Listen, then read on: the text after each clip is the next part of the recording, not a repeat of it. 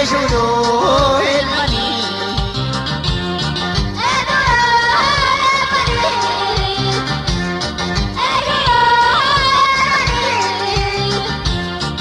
Intisaada bobaase.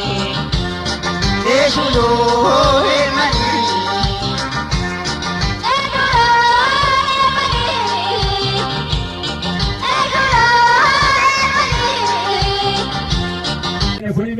Mamba male jilbi ambala lallamsa labsuuni heeroon gubbatti jirti bakka heera lallaban gubbatti jirti safuusan gubbatti jirti gungumaa jilba gadaa ittiftee gadaa lallabaa ittiftee jirti fiqeen jilba achi ta'uu qorii bulchi.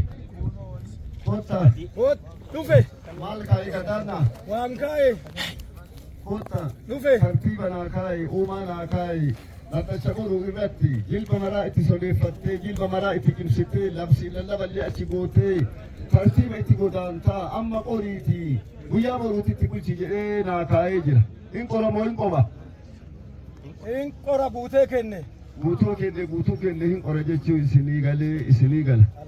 Amma kenne warra ambaa qorii keessaa nyaadhu warra bulii kenne muramte amma maaltu jiraa fi kenne muramte jilba anama jilba kanaan bulchuu barbaadee jiraa fi kenne odoo gataa gootaan kenne jilba ambaan bulchuu fi kenne gataan gootaa bulchi jilba kanaan jilba itti boodi jechuu afaan takkatti isa caqasaa kenne yookaan as kana